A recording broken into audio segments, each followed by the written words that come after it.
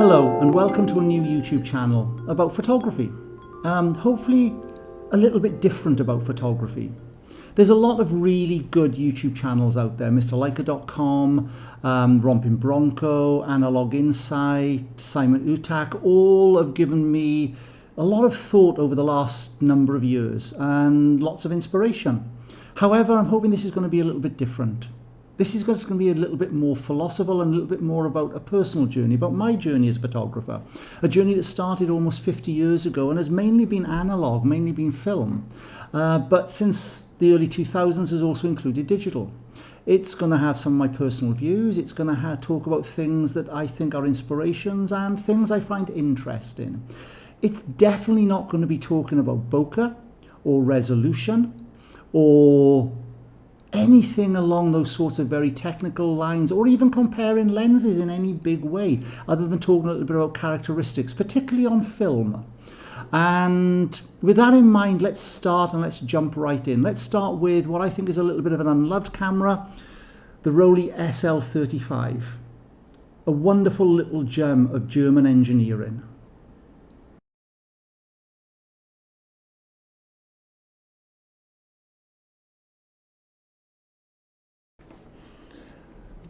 So, this is my Rolleiflex SL35, a camera I managed to buy in the summer in very, very good cosmetic condition.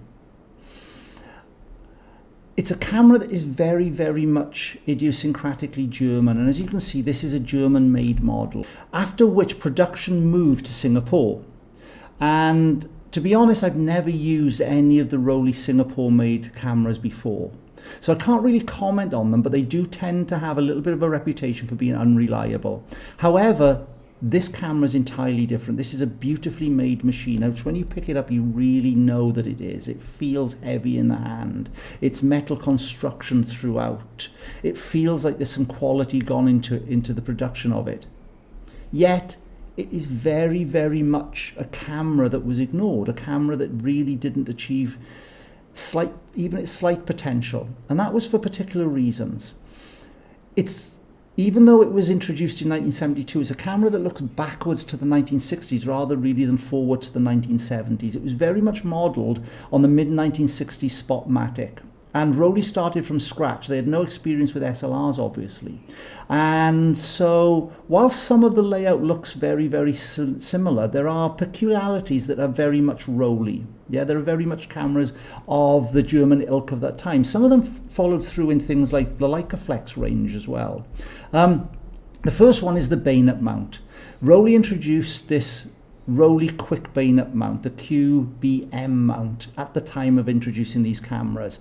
And to remove the camera, the release button is on the left-hand side, whereas on most cameras and many cameras, especially the Pentaxes, it's on the right-hand side. Now, oddly, it's actually quite a nice way of actually putting a lens on and off once you get used to it. It's actually easier to put a lens on one-handed with this than it is with a Pentax. Yeah, and I've got a couple of Pentaxes as well. So it's a very, very different camera. Yeah, it has PC sockets for electronic flash and for flash bulbs, which again was a hark back rather than a hark forward. Very few cameras at the time came with an FP socket. Rollei neglected also to put even a cold shoe. There's not even a cold shoe, definitely no hot shoe on this camera. It's a plain prism without any accessory shoe. The shoe was available, a cold shoe was available as an aftermarket product, which fitted by taking one screw out there and putting it across the viewfinder and fitting it into those little lugs. Yeah, but Rollei didn't see it as being important to have a hot shoe. Again, possibly harking back to cameras from a different era. Yeah, shutter speeds are fairly pedestrian. They're quite good, but they're no different to anybody else at the time. They run from 1 second up to 1/1000th of a second, and film speed is set by lifting the shutter release and turning it, and the film speeds are marked in DIN and ASA. Yeah, so DIN was the old German system of film speed. There's a frame counter that counts up, Annoyingly, and it is one annoyance, is that the minute you put a film in and start winding it, it starts counting up, even if you haven't started winding on. So you tend to actually overshoot with it, yeah. So you tend to be shooting frames past 36 quite easily, yeah. But the biggest difference is the way that it meters. If you notice, the top plate's laid out a little bit differently. This isn't a shutter button. The shutter button is in the center of the shutter speed dial. This is a stop down and metering button. And Rollei very, very much again harked back to an older generation of stop down cameras. So what does that mean in reality? Well, as you can see, when you press this large button, this pin in the light box, in the lens box, moves forward. That engages with a pin on the lens that open and closes the lens diaphragm. So whilst there's open aperture focusing, there isn't open aperture metering. Metering has to happen at the taking aperture, which slows things down a bit and is a little bit cumbersome. To be honest, I don't use the meter in this at all. I use a handheld meter. And having taken photographs for almost 50 years, I suspect that Rollei thought that most of the users of this camera would probably be people who would carry a light meter with them in their pocket and would only use an internal light meter as a secondary device. So it's more of a stop down function, which is what I use it for. And as we can see, the lens now is set to f16 and we can see it stopping down the iris inside the lens. Yeah, a couple of other little quirks that are very, very Rollei like. The self timer, which to be honest I never use, is set with a standard type of cocking lever, but to actually operate it you have to press that little button there. I won't press it because there's some film in it at the moment, but to release it normally from its fixed position you press that button. Base plate, very, very similar sort of standard layout. However, there's 3 tiny little feet added to the base plate.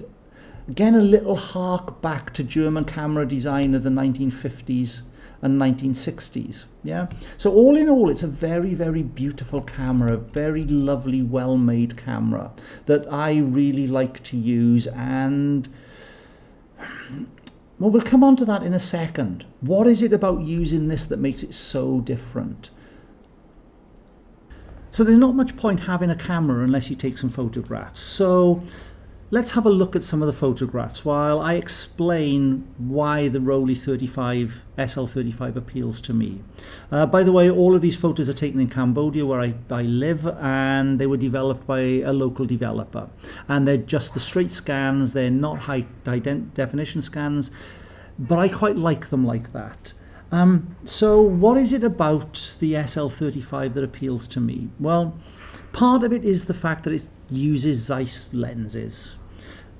Even the Rollei under-licensed lenses were designed by Zeiss, and it harks back again to another era of photography. Photography that sadly, growing up in the 70s, I missed. It harked back to when German cameras were the ultimate cameras that you could buy. And there's a little bit of that. There's an emotional attachment to using it. Also, the SL35 being the camera that it is, like I said, I don't use the light meter. I use a handheld meter with it. I either use a Vivitar 35 meter, which was based on the old Satconic Lumi, or I use one of the TT Artisan meters just in my pocket and get it out as and when. But I also tend to use Sunny 16.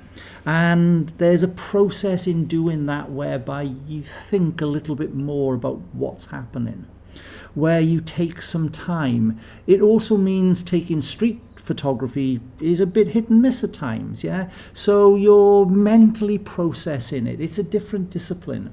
The fact that the Rollei only has a micro prism, it doesn't have a split image rangefinder, it doesn't make focusing in low light particularly easy. You have to work a little bit harder, but you also have to anticipate photos. So sometimes I miss. And as you can see, some of these photos, the sharpness is not all the way across the plane. Maybe the sharpness is in the wrong place, but it produces images that I really like. And I think that's part and parcel of using it. The lenses, including a 21mm wide angle lens made by Mamiya for Rollei, produce beautiful, beautiful images. And I think that's the real reason for using any camera. The real reason for using any camera is that the lenses, including a 21mm wide angle lens made by Mamiya for Rollei, produce beautiful, beautiful images. And I think that's the real reason for using any camera. The lenses, including a 21mm wide angle lens made by Mamiya for Rollei, produce beautiful, beautiful images. And I think that's the real reason for using any camera. Is it the easiest camera in the world to use? No. By comparison to, say, my Fuji X Pro 2, no, I point the Fuji X Pro 2 and it does most of the thinking for me. But the SL35 slows me down and makes me think about the photographs that I take and why I take them and what I'm going to take. It's a camera that's designed to be loved and enjoyed.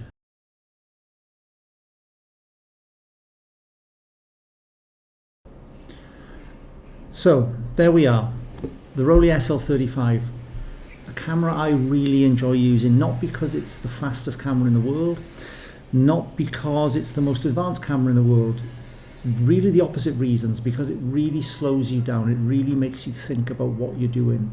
And that's especially true when you're trying to use it to take street photographs.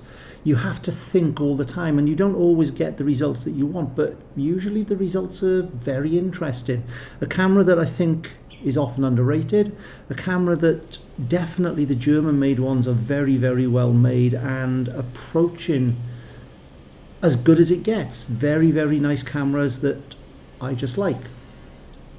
So, if you enjoyed this video, please like it and subscribe to the channel. I'm going to try and produce a video once a week and let's see what happens. Thanks for watching.